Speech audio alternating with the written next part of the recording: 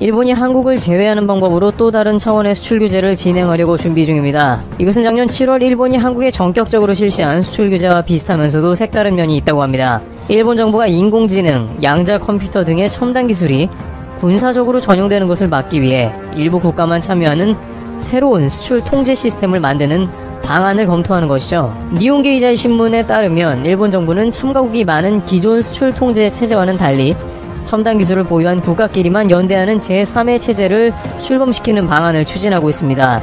쉽게 말해서 기존에는 수십 개국의 국가들이 얽혀 있어 수출 규제 결정 과정에 매우 오래 걸렸기 때문에 이를 첨단 기술을 가진 몇 나라만 모여서 빠르게 의사결정을 해서 군사물자나 기타 수출 규제를 하자는 겁니다. 기존에는 예를 들어 냉전 종료 후인 1996년 출범한 바세나르 체제를 통해 다자간 전략물자 수출 통제를 했고, 이를 통해서는 범용 장비 및 부품의 군사 전용을 막기 위한 규제 품목을 다뤘습니다. 하지만 니케이는 이런 틀은 각각 수십 개국이 참가해 의사결정에 시간이 걸리는 문제가 있다면서 현안이 생길 때마다 신속하게 논의해 단기간에 규제 품목을 결정할 수 있도록 한다는 것이 일본 정부의 생각이라고 전했습니다. 일본 정부가 추진하는 새 체제에서 다룰 수출 통제 품목으로 거론되는 것은 AI, 기계학습, 양자 컴퓨터, 바이오, 극초음속 등 4개 분야가 중심입니다. 그 대상 국가로는 미국, 독일, 영국, 네덜란드 등의 새 체제를 제안해 이르면 내년 중 실현하는 것을 목표로 잡고 있다고 니케이는 전했습니다. 그런데 여기에 첨단 기술의 핵심이기도 한 반도체를 가장 많이 생산하는 한국이 제외되어 있어 그 이유와 배경에 대해서 의구심을 갖게 하고 있는 것입니다. 또한 분야별로 열거된 국가들이 최고의 기술을 보유했다고 볼 수 없는데 어떤 기준에서 이러한 국가들을 열거했으며 한국은 또 왜 제외되었나 궁금한데요. 우선 일본이 이렇게 첨단 기술을 보호하자면서 미국을 필두로 한 소수의 협력체를 만들자고 하는 것은 현재 미중 간의 첨예한 기술 갈등이 불붙었기 때문에 이것을 절호의 기회로 보고 달려들었다는 것입니다.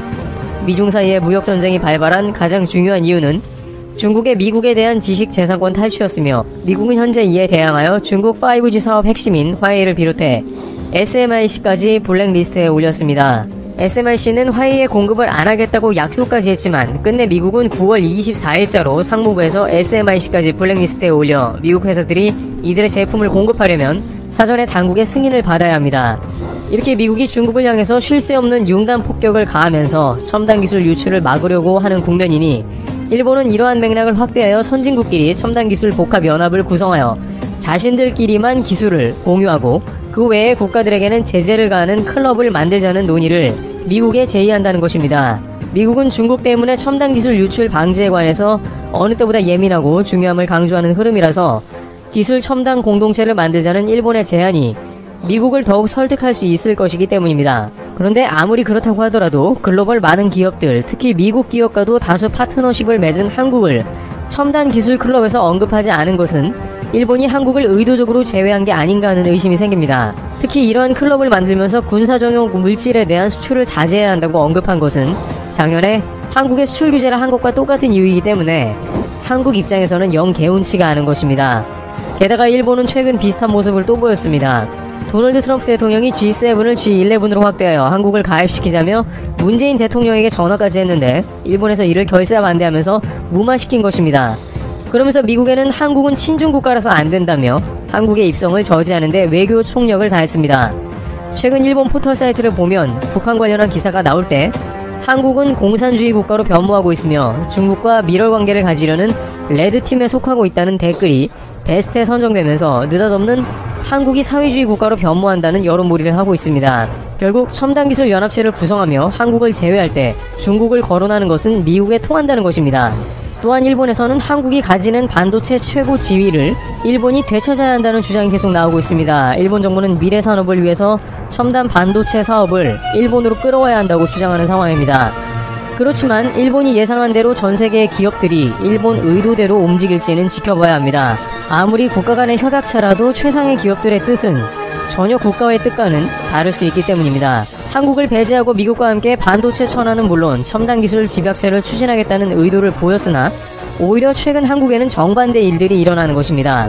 세계 굴지의 기업들은 일본의 수출 규제에도 불구 계속해서 한국행을 택하고 있다는 것이죠. 세계 최고 글로벌 과학 및 화학 회사인 머크는 한국의 첨단 기술 개발 센터를 개설했다고 밝힌 상황입니다. 머크는 반도체 솔루션 등을 담당하는 사업 부분에서 각종 기술과 연구시설을 한국에 짓기로 했는데, 이는 삼성전자나 하이닉스 등이 글로벌 반도체 허브이므로 국내 기업의 부품 등을 적극 활용하기 위한 것입니다. R&D 센터라면 한국에 붙어서 주요 제품을 연구하고 개발하는 것이 가장 효율적이라는 판단입니다. 머크는 또한 바이오 화학 기술 분야도 연구 중인데 이미 한국에 한국생명과학본부 연구소를 설립했습니다.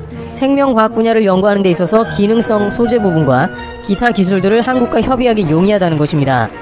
독일 최고 기업이 이미 한국과 다양하게 협력하면서 그들의 주요 연구기관을 한국에 세우고 있습니다. 그런데 일본은 독일까지 묶어서 첨단 기술을 자기들끼리만 공유하자는 극소수 그룹을 만들자는 주장을 하는 것입니다. 물론 일본을 비롯해서 소수의 국가들이 가진 기술이 존재할 수는 있습니다만, 이와 같이 다양한 기술을 가진 다국적 기업들이 공존하며 서로 협력하는 시대에 배타적으로 따돌림을 하며 소수끼리 뭉치자는 것은 앞선 미래 시대에서 더욱더 자신들을 고립시킨다는 것이죠. 또한 독일은 물론이고 미국은 더 많은 회사가 있습니다. 세계 3위 반도체 장비업체 램 리서치는 경기도에 연구센터를 설립하려고 건축을 시작한 상황입니다. 램 리서치는 매출의 25%가 이미 한국에서 나오고 있으며 삼성과 하이닉스도 가까이에 있는 한국에 R&D를 설립하지 않을 이유가 없다는 것이며 글로벌 반도체 클러스터에 자신들도 포함이 되겠다는 것입니다. 또한 미국의 듀폰사는 일본이 수출 규제로 막아버린 포토레지스트 생산 공장을 한국에 짓기로 했습니다.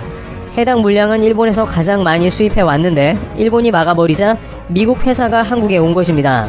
한국의 포토레지스트는 90%가 일본에서 수입돼 왔는데 듀폰은 그야말로 기회를 놓치지 않고 한국행을 택해 삼성과 하이닉스의 다이렉트로 물건을 듀폰 한국 공장을 통해 공급하겠다며 미국 기업이 일본을 배제하자는 상황입니다.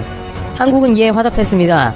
한국의 산업자원통상부는 미국의 듀폰 사장단과 면담을 하면서 일본 회사에서 공급받는 포토레지스트를 상당 부분 미국 듀폰사에 조달하겠다는 협의를 하고 개발하기로 한 것입니다. 물론 일본이 이야기하는 양자 컴퓨터나 AI 등의 분야가 완벽하게 한국의 첨단 기술 분야와 일치하지는 않으나 한국의 반도체 공급과 적절한 협의 없이는 결국에는 무의미한 시도가 아니겠냐는 것입니다. 일본의 이러한 배타적 시도는 일본을 경계하게 되며 한국이 오히려 일본을 배제하고 다른 공급처를 찾게 되어 반도체와 첨단 산업 생태계에서 앞선 미국 듀폰사 사례같이 점점 도태되어 갈 것이라는 전망입니다.